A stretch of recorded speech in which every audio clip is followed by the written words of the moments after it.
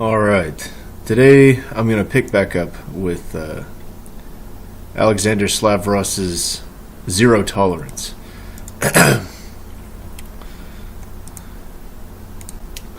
Alright, picking back up with part 2 of Zero Tolerance by Alexander Slavros. The weapon of criticism. Let us summarize what has been elaborated on so far in a succinct manner. We cannot accept compromise because those who have differing views ultimately have a different objective, which is not in accordance with the truth. To compromise with them would be to reject the whole reason for our struggle. Moreover, those who disagree with our methods and ways ultimately have a different understanding of reality and laws of nature. Therefore, they are not seeing the truth, but a distorted image, a lie. We've already covered a few points of criticism thus far in this article, so we will return to them and flesh them out some more as the starting point of our analysis.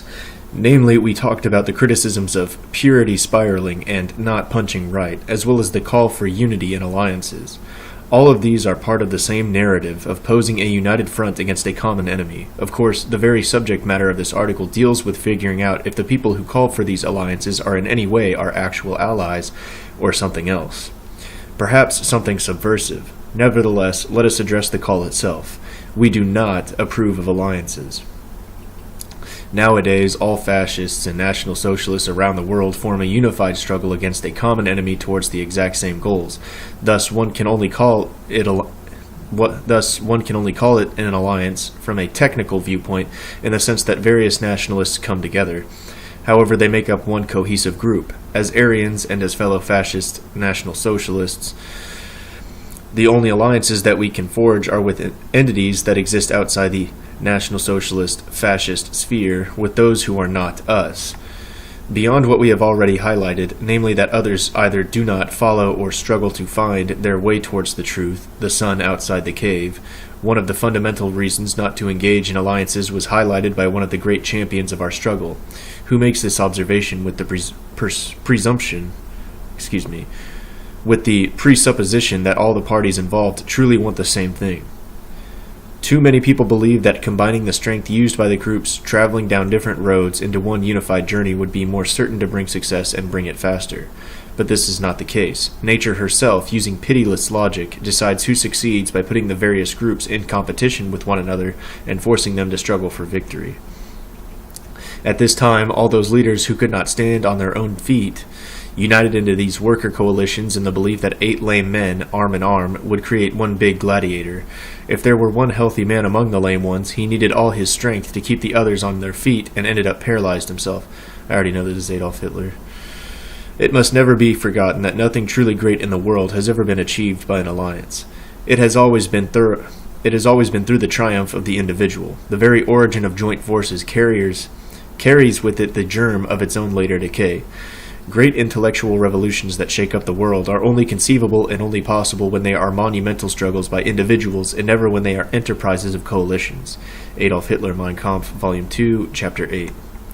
As long as the movement remains part of the defense of something that it does not belong with, then it will continue to share in the unremitting defeat of the past 60 years. James Mason, Siege 7.1. To summarize, the chain is only as strong as its weakest link. To form an alliance is a handicap for the strongest elements in it, as they have to spread themselves out to protect the weakest elements and make up for their handicap, which nullifies the strength of the strongest. As the title of that chapter of Mein Kampf goes, the strong man is mightiest when alone. Thus, beyond our general distrust of other groups who do not openly profess to following the same worldview as ourselves, there is a strategic argument for avoiding coalitions.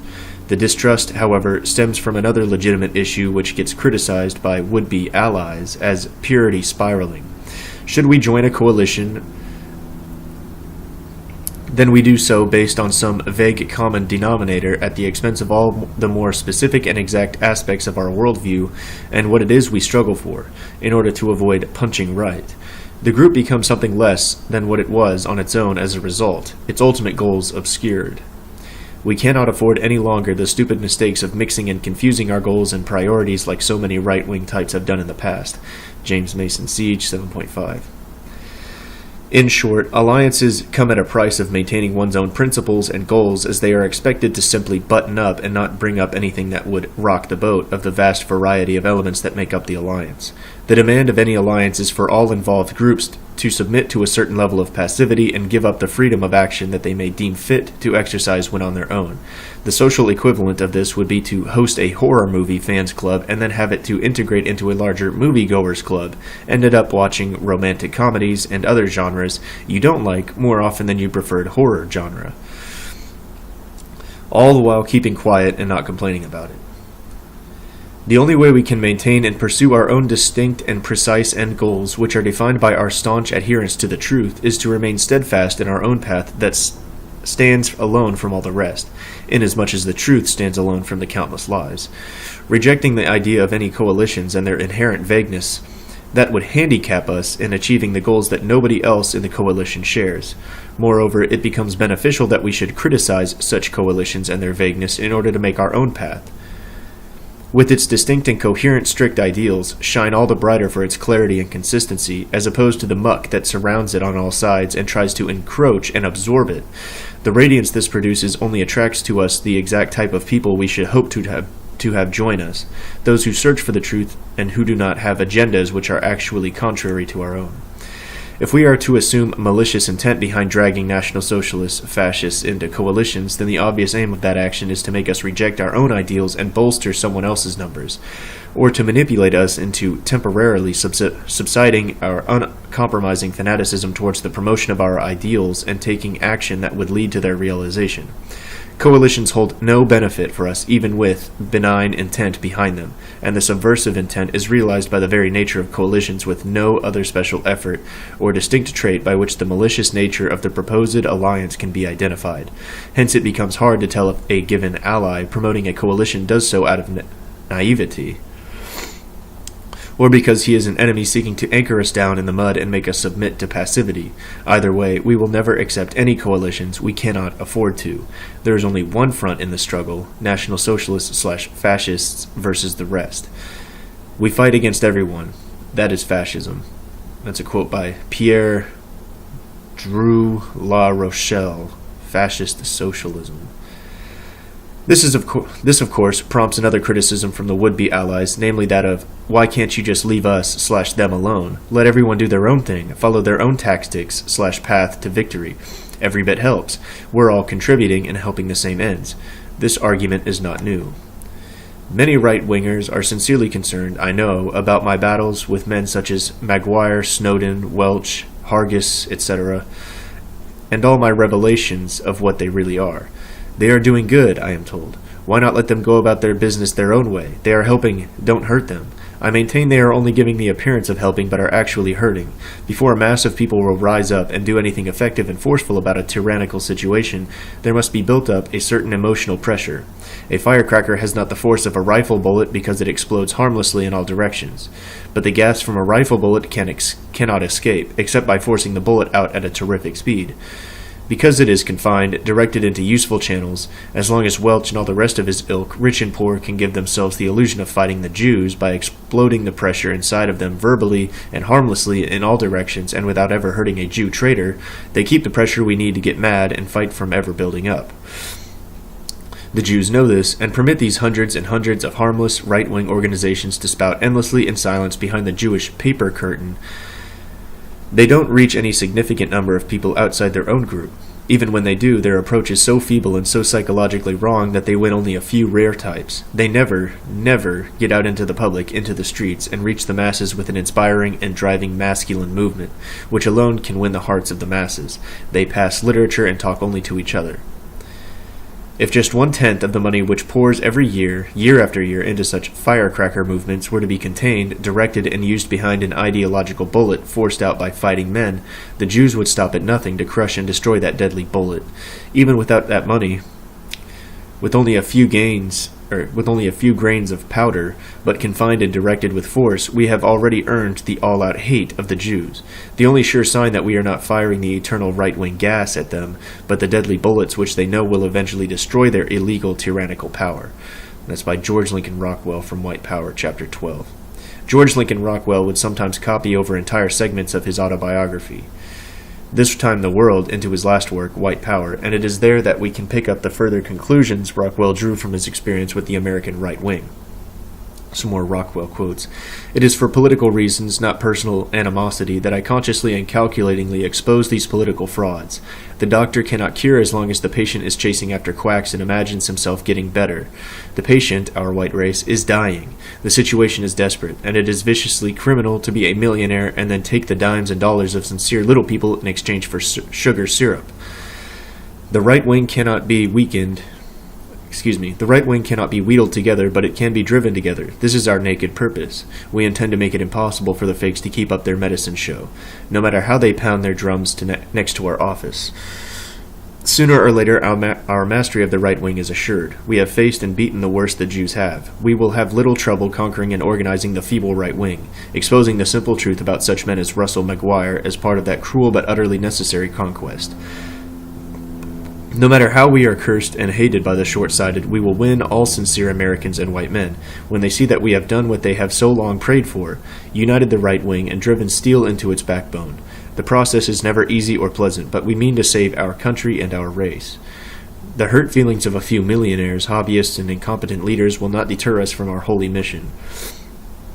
In addition to trifling with a deadly danger, as these people do, the phony and feeble leaders and tightwad millionaire patriots also have a fearful effect on the real leaders who might otherwise lend their talents to the effort to save ourselves. D. West Hooker is now working in Italy with a bottling company.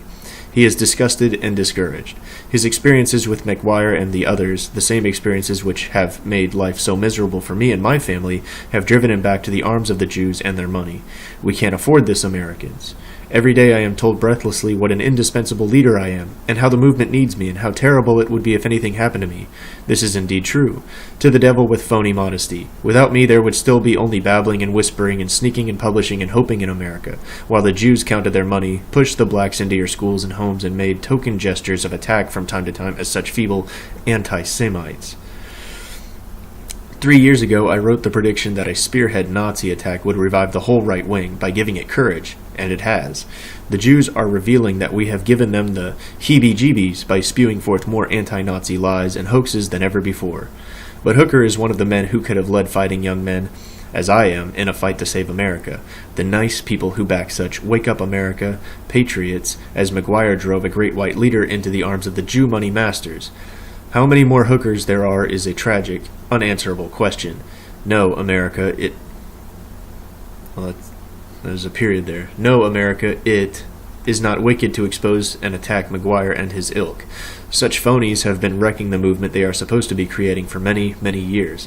Until these patriots pitch in with their money, their brains, their guts, and their blood, they are frauds, and I intend to drive them out of our way. George Lincoln Rockwell, This Time the World, Chapter 11.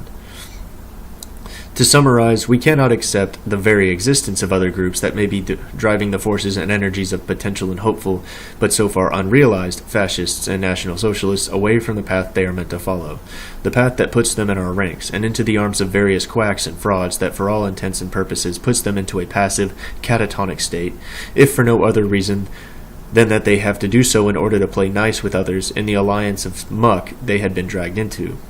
These strong men, whose might would be allowed to unfold fully within a fascist National Socialist group, are instead subjected to the rule of weak chains with whom they had linked up.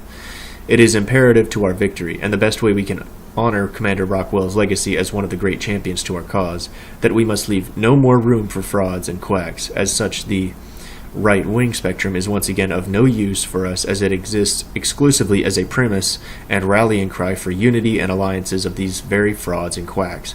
There's only fascism, National Socialism, and the rest invariably to our left, and the part of the rest that exists solely as a cancerous tumor that diverts the lifeblood of our struggle.